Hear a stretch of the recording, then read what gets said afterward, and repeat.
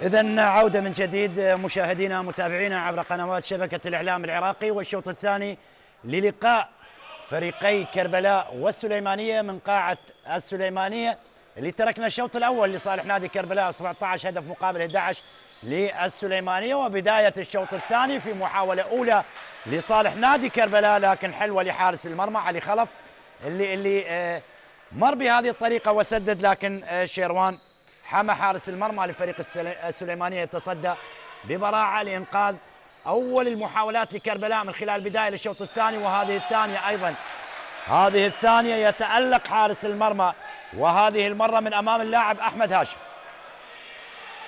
شيروان حمى حارس مرمى ممتاز، قدم شوط أول جيد، لكن ضعف في التغطية الدفاعية، وأيضا من الجانب الهجومي فريق السليمانية لم يكن جيد، ارتكب أخطاء عديدة استغلها لاعبي فريق نادي كربلاء، تمكن من تحقيق نتيجة جيدة 17 مقابل 11 فارق 6 أهداف. محاولة إذا للسليمانية يحاول أن يبدأ الشوط الثاني بالتسجيل على حساب نادي كربلاء اللي يدافع أمام محاولة فريق نادي السليماني. عملية تحضير زريان حسن ومحاولة للتصويب على المرمى، والحارس يتصدى، حارس المرمى هيثم يوسف حارس المرمى لنادي كربلاء. الآن محاولة لكربلاء وهنا هدف، لكن هناك خطأ دخل للمنطقة المحرمة، طبعا منطقة الجزاء، قبل أن يصوب، لذلك خطأ لصالح نادي السليمانية. عملية المرور الآن السليمانية في محاولة الوصول، لكن هناك سحب واضح وخطأ للسليمانية. رمية 9 أمتار،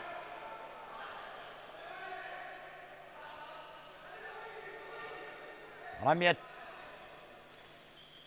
9 أمتار تنفذ. هذا رابر إلى زريان حسن، خطأ آخر لصالح نادي السليمانية، خطأ آخر للسليمانية. هل يستطيع العودة؟ وهنا عملية تصويب لكن مرت إلى خارج الملعب، والحيازة تعود لكربلاء. حسان علي لاعب الإيراني ويسجل هدف لكربلاء في بداية الشوط الثاني.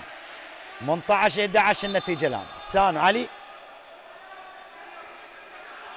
الدوري العراقي اليد، يعني على مختلف الألعاب على مستوى العراق، دخول عالم الاحتراف للدوريات المختلفة، السلة، الطائرة، اليد، كرة القدم، يعني أصبح عالم الاحتراف موجود على مستوى العراق، واستقطاب اللاعبين المهمين بالنسبة للأندية يكون لهم حضور ممتاز. 18-11 النتيجة الآن لصالح نادي كربلاء على حساب السليمان.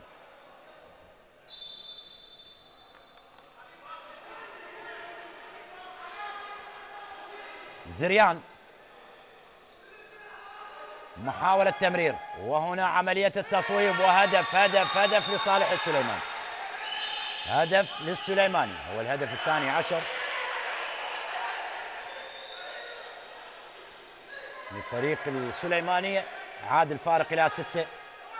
السليمانية هل يتمكن من تقليص الفارق أكثر من خلال الشوط الثاني بعد الوصول إلى فترة الاستراحة ما بين الشوطين؟ أكيد التعليمات كانت حاضرة قبل كمال عبد الواحد مدرب السليمانية، وأيضا على الجانب الآخر حيدر محمد وكوكب حسن أيضا يفقد الكرة بهذه السهولة لاعبي فريق السليمانية، وهنا مرت إلى خارج الملعب من المرمى إلى المرمى، رغم أن مرمى فريق السليمانية كان خالي من الحارس، لكن تدخل دفاعي ممتاز وإنقاذ ممتاز.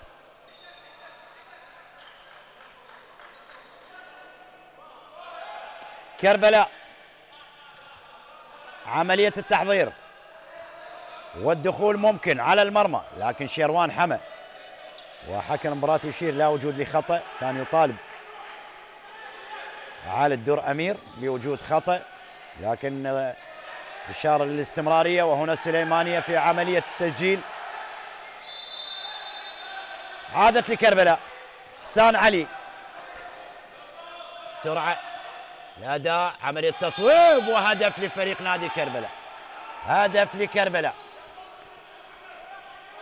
هدف جديد لكربلاء.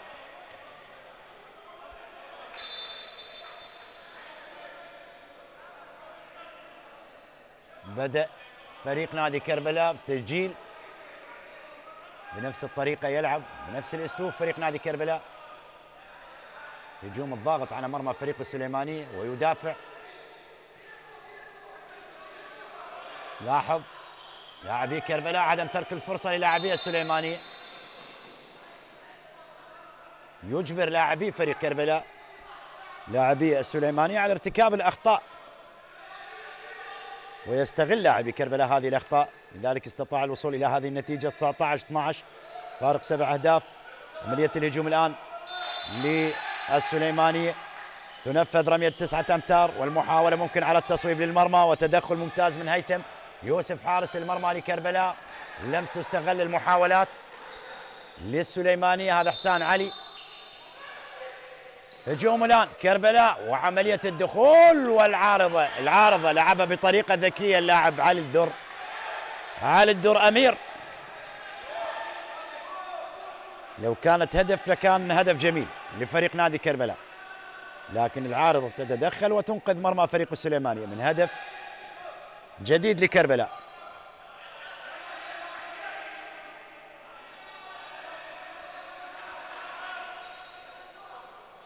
مسرور لقمان اللي اشترك مع فريق السليمانية. زريان حسن عيد زريان للوسط، المحاولة ممكن تصويب على المرمى.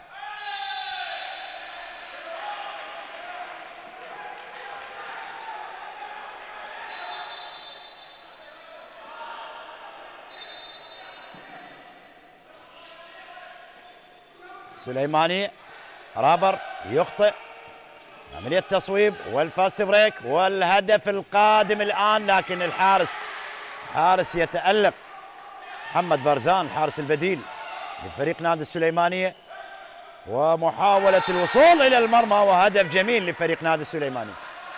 الهدف الثالث عشر لفريق السليماني. لاحظ السرعة واضحة من خلال الشوط الثاني لكلا الفريقين من خلال هذا اللقاء. شاهدنا الشوط الأول أيضا أداء جيد، وخصوصا من جانب فريق نادي كربلاء على حساب السليماني. الشوط الثاني كل فريق سجل هدفين. محاولة الرد من حارس المرمى وتمر إلى الخارج. حارس المرمى البديل، والتألق أمام محاولات فريق نادي كربلاء، وهنا هدف، لكن حكم المباراة يشير الاستمرار مع تألق الحارس هيثم يوسف أمام محاولة اللاعب الند دلير لاعب فريق نادي السليمانية. رمية 9 أمتار لفريق نادي كربلاء. حسن كوكب حاول الدخول، حاول التسجيل، إعاقة واضحة وخطأ لصالح نادي كربلاء. حسن كوكب لعبها للجهة البعيدة، محاولة مستمرة نادي كربلاء. إحسان علي إلى علي الدر، وإحسان محاولة تستمر وعملية التصويب وهد فريق نادي كربلاء. أحمد هاشم يضاعف النتيجة 20-13. 20-13 لصالح نادي كربلاء على حساب السليمانية. رابر عزيز، رابر مسرور لقمان، عادت للوسط محمد فريدون، محاولة اللف والدوران، لكن رمية 9 أمتار لصالح نادي السليمانية. لنادي السليمانية إلى زريان، أقرب الند، عملية تصويب وهدف للسليماني. 20-14 النتيجة الآن. 20-14 النتيجة الآن لصالح نادي كربلاء. من المباريات اللي تقام ضمن الجولة الثانية لدوري النخبة العراقي لكرة اليد. تحدثنا بعض المباريات في الشوط الأول عن بعض المباريات اللي أجلت خلال هذه الجولة لارتباط منتخبنا في أيام الأسبوع الدولي، عند مباراتين ودية مع المنتخب الإيراني في يومي 6 و8 من هذا الشهر، هناك في محافظة النجف الأشرف محاولة الدخول وهدف لكربلاء. هدف لكربلاء. كلما أراد فريق السليمانية العودة ويقلص الفارق، لكن كربلاء يرد وبقوة ويضاعف النتيجة. وهنا عملية التبادل قريبة لمرمى فريق السليمانية، لكن طالت إلى خارج الملعب. أمير أحمد اللي اشترك من الجهة البعيدة، الساعد الأيمن. محاولة تبقى لفريق نادي كربلاء. إحسان علي، أكرم، حسن كوكب. محاولة كربلاء، حسن إلى إحسان، يصوب على المرمى ويسجل. يسجل إحسان علي المحترف الإيراني. 22-14. الآن توسع الفارق إلى 8 أهداف. لاحظ الأخطاء لا زالت حاضرة لفريق السليمانية، أخطاء بالجملة في هذه المباراة بالنسبة للاعبي فريق السليمانية.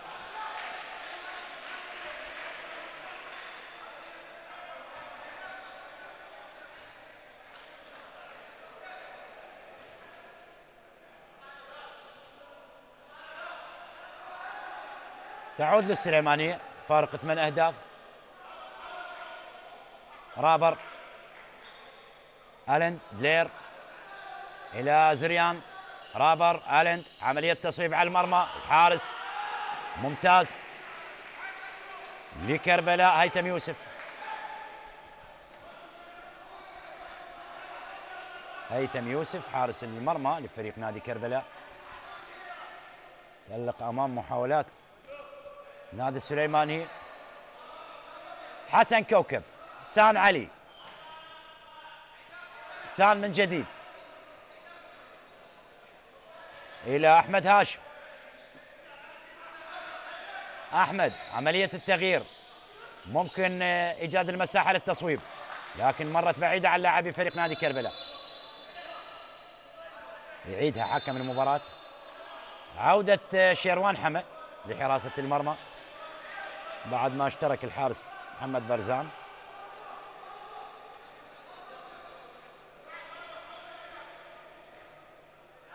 زريان، حسين، زريان، حسين، محاولة، ممكن الآن زريان يبغى يسجل. كان واحد من أفضل اللاعبين في الشوط الأول بالنسبة لفريق نادي السليمانية، لاعب زريان حسن. زريان حسن يسجل الهدف الخامس عشر لفريق نادي السليماني. 22-15 النتيجة الآن. 22-15 النتيجة الآن.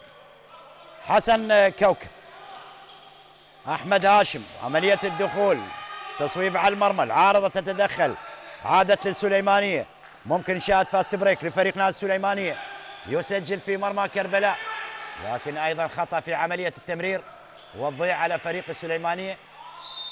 صراع قريب من الخط الجانبي لكربلاء. أصبحت الآن محاولة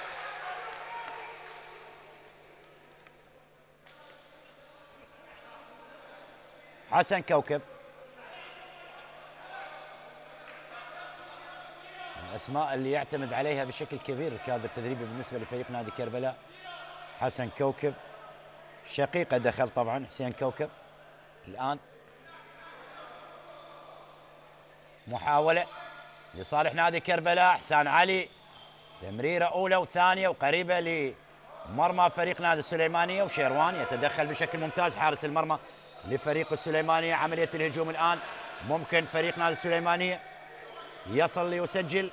رابر عزيز، زريان حسن، ألند، دلير من جديد إلى دلير.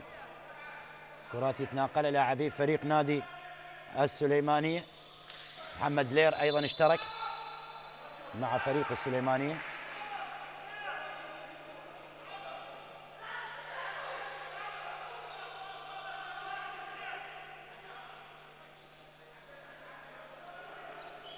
سليمانية، رابر عزيز، هناك للجهات البعيدة ممكن عملية تصويب، وممتاز هيثم، ممتاز هيثم، ممتاز هيثم حارس المرمى لكربلاء.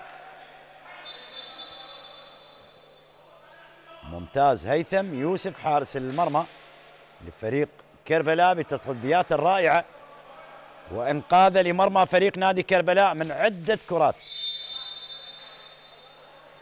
كانت تكون أهداف، يعني فرص اللي كانت لمصلحة فريق نادي السليمانية. اليوم يصطد فريق السليمانية بحارس مرمى ممتاز وانضباط واضح من قبل لاعبي فريق نادي كربلاء في هذه المباراة. هو يبحث عن انتصاره الثاني، يبحث عن مواصلة المشوار في دوري النخبة خلال هذا الموسم. عملية تحضير والتمرير، ممكن الآن عملية تصويب من حسن، وهنا مرور ناجح وتصويب أكثر من رائع من حسين كوكب يسجل هدف لكربلاء بأداء أكثر من رائع لفريق نادي كربلاء بعملية التمرير بعملية التحضير ومن ثم الوصول بكل سهولة إلى مرمى فريق السليمان. يعود الفارق إلى 8 أهداف السليمانية من جديد. آلند دلير، زريان حسن، آلند دلير من جديد، محاولة تبقى لفريق السليمانية، ممكن إيجاد المساحة للتصويب لكن يقف فريق نادي كربلاء بمواجهة هجمات فريق السليمانية، يدافع بشكل ممتاز ومع وجود حارس مرمى ممتاز. عادت للسليمانية محاولة الوصول، تمرير، عملية تصويب على المرمى وهدف للسليمانية. هدف للسليماني، هدف للسليمانية. 23-16 النتيجة الآن.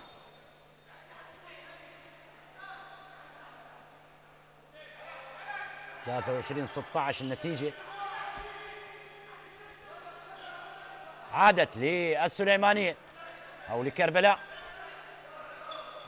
حسن كوكب، محاولة المرور من أحمد هاشم، رمية 9 أمتار لمصلحة فريق نادي كربلاء. حسين كوكب، أحمد هاشم، سان علي يحاول يصوب على المرمى، لا وجود لخطأ، وهنا طويلة من شيروان على المرمى بالمباشر لكن مرت إلى خارج الملعب، مرت إلى خارج الملعب. هو استغل خروج حارس المرمى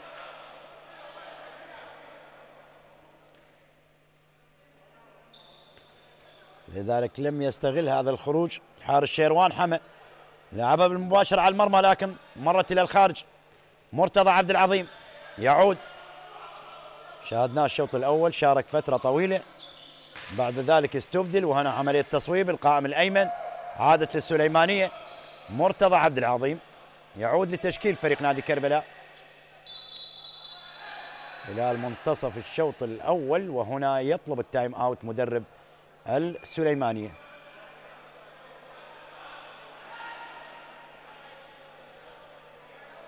أو يوقف اللعب، طبعا حكم المباراة يوقف اللعب، لا وجود لطلب التايم أوت.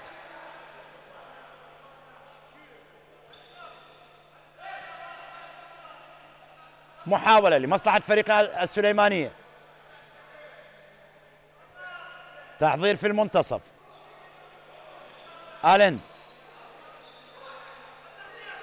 إلى شاريان، وهنا التصويب، حارس المرمى قريب. هيثم يوسف، كرة طويلة، المرمى خالي، ممكن يوضعها في المرمى وبالفعل ينجح كربلاء تسجيل هدف 24 لفريق نادي كربلاء. 24-16 يعود الفارق إلى 8 أهداف، يعود الفارق إلى 8 أهداف. محمد دلير، وهنا هذه المرة مدرب كمال عبد الواحد يطلب التايم أوت، مدرب فريق السليمان يطلب التايم أوت يستطيع تدارك ما يمكن إدراك تداركه من خلال الوقت المتبقي اللي يقدر ب 11 دقيقة على نهاية المباراة. بالتالي هو يفكر بالعودة من أهداف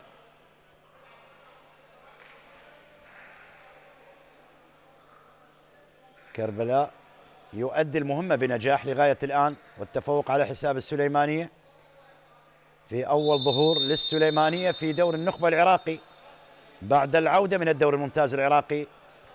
الجولة الأولى كان في حالة انتظار، وهذه الجولة يقابل كربلاء في قاعة السليمانية.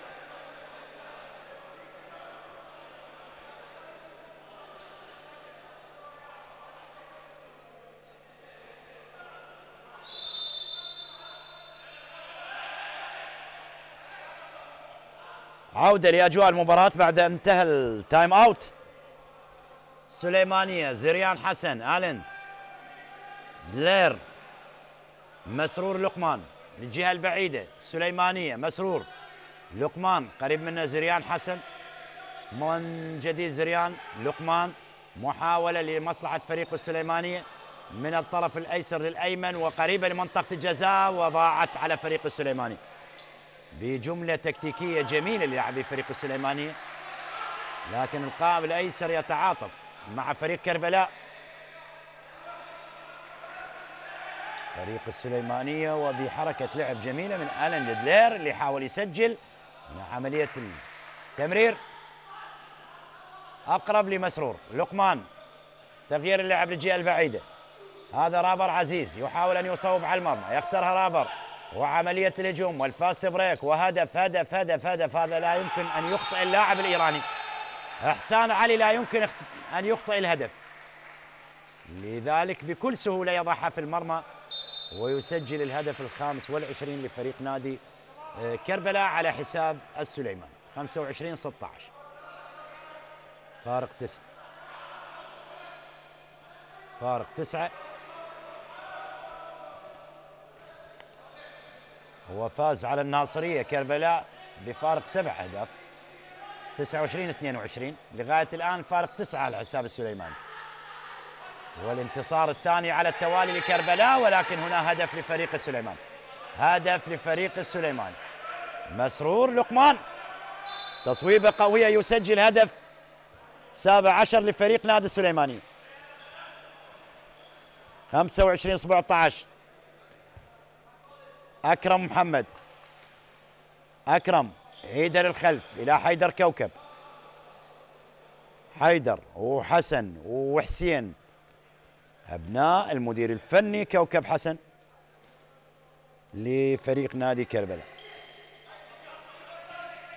كرة قريبة لكربلاء، وهنا حسين كوكب يخطئ المرمى أمام تألق الحارس لفريق نادي السليمانية. إن شاء الله بالسلامة، بالسلامة لجميع اللاعبين. شيروان حما قدم مباراة جيدة طبعا، حارس المرمى لفريق السليمانية، لكن فريق السليمانية يحتاج للكثير من العمل خلال هذا الموسم. موسم طويل وموسم شاق سيكون على كل الفرق، لكن فريق السليمانية يحتاج إلى العمل، عمل كبير بالنسبة للكادر التدريبي وأيضا للاعبين إذا ما أرادوا مواصلة المشوار بشكل جيد وتقديم مباراة جيدة. محاولة إذن لفريق السليماني، عملية الوصول ممكن، تصويب على المرمى، تصطد بحارس المرمى هيثم، وهنا خطأ لصالح نادي كربلاء، خطأ لكربلاء.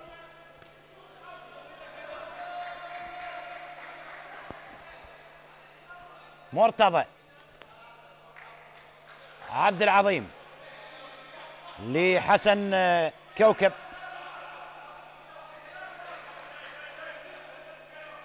أكرم محمد، حسن كوكب، مرتضى، جديد حسن. نادي كربلاء يحاصر مرمى فريق السليمانية لمضاعفة النتيجة. عملية المرور حسن، ممكن مرتضى، تصويب على المرمى، لكن حارس المرمى غيث حسن حارس مرمى فريق السليمانية.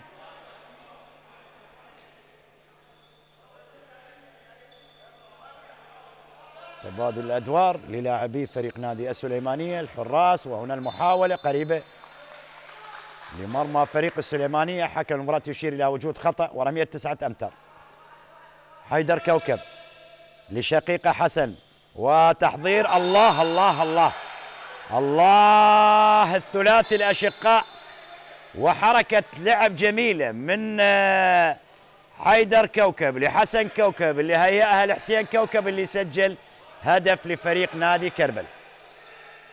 الآن الكواكب الثلاثة مع كربلاء وتألق في هذه المباراة. هنا هدف لصالح نادي السليمانية، هدف الثامن عشر 26-18. الكواكب الثلاثة الموجودين في فريق نادي كربلاء بحركة لعب جميلة وهدف جميل لفريق نادي كربلاء. كرة النقل وسط مرتضى عبد العظيم لحسين كوكب، ومرتضى عبد العظيم يحاول اللاعب حسن كوكب، مرتضى تصويبة قوية ويسجل لكربلاء 27-18. 27-18 فارق 9. المحاولة الآن لفريق نادي السليمانية وخطأ ورمية 9 أمتار للسليماني. خطأ ورمية 9 أمتار لفريق السليماني.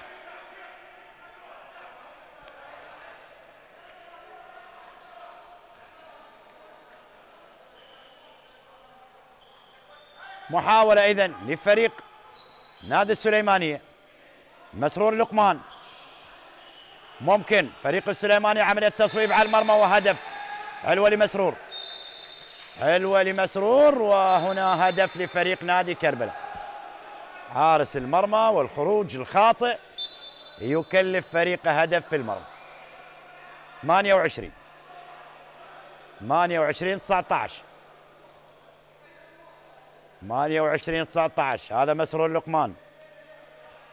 5 دقائق تفصلنا عن نهاية المباراة، وفريق كربلاء يقترب من تحقيق انتصاره الثاني من خلال الجولة الثانية لدور النخبة العراقي لكرة اليد. محاولة تبقى لمصلحة فريق نادي السليمانية، ومحاولة الوصول إلى المرمى وهدف للسليمانية.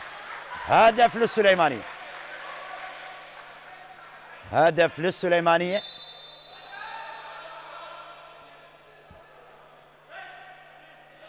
قلص الفارق إلى 8 أهداف. حسن كوكب لحسين أو لحيدر. حيدر كوكب،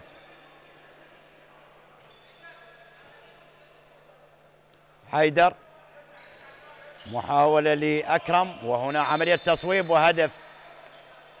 هدف عن طريق حسن كوكب. 29-20. عاد الفارق إلى 9 لمصلحة فريق نادي كربلاء على حساب السليمانية.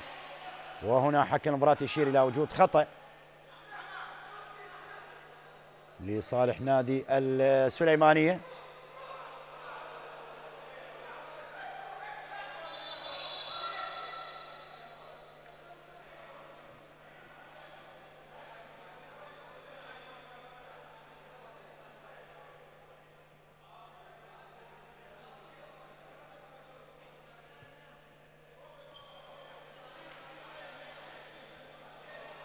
مسرور لقمان. الامور تقريبا واضحه امامنا مشاهدينا ومتابعينا عبر قنوات شبكه الاعلام العراقي. كربلاء وانتصار ثاني هذه المره على السليمانيه بعدما انتصر على الناصريه بفارق 7 أهداف، لكن في هذه المباراه الفارق 9 أهداف. ويتصدر جدول الترتيب مع نادي الحشد المتصدر، لكن فارق الاهداف للحشد على حساب نادي كربلاء. محاولة تصويب على المرمى، تصدي ممتاز، عادت لحسن. مرتضى عبد العظيم،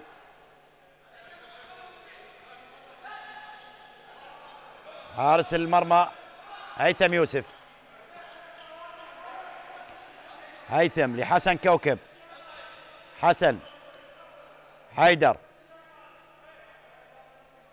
حيدر كوكب يحاول الدخول على المرمى إلى أكرم. حيدر كوكب وحسن وتسجيل هدف الآن لفريق نادي كربلاء. إذن 30-20 فارق 10 أهداف لكربلاء على حساب السليماني. على حساب السليمانية. خسارة أولى، بداية المشوار للسليماني. خسارة أولى، بداية المشوار للسليمانية. تعود إذن للسليمانية عملية تصويب والدخول بهذه الطريقة، وهدف جميل لفريق نادي السليمان. هدف جميل للسليماني. 30-21. 30-21. اعتقد الأمور حسمت لكربلاء على حساب السليمانية من خلال هذا اللقاء. دوري النخبة العراقي موسم 2024-2025. هناك تغيير للجهة البعيدة. أحمد هاشم. أحمد ممكن. أحمد هاشم من جديد. هي كرة قريبة لمرمى فريق السليمانية يستغلها. فاست بريك الآن. ممكن فريق السليمانية يسجل في هذه المحاولة ويسجل. ينجح مسرور لقمان أو لاعب زريان حسن هو اللي يسجل. زريان حسن هو اللي يسجل. 30-22.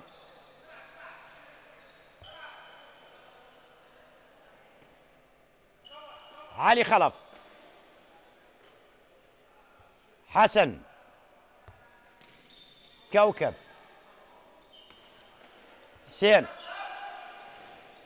محاولة تصويب على المرمى وهدف. هدف لكربلاء. هدف لكربلاء. هدف لكربلاء. عاد الفارق إلى 9 وصل إلى 10. هو الفارق الأكبر وصل إلى 10. 30-20. لكن الآن 31-22. فارق 9 أهداف. ومحاولة الوصول والتصويب. فريق السليمانية بدأ يتحرك، لكن الوقت ما راح يسعف فريق نادي السليمانية للعودة. وهنا هدف لفريق السليمان. هدف لفريق السليمان. إذن 31-23. 31-23. هناك تغيير على مستوى التشكيل بالنسبة لفريق نادي كربلاء.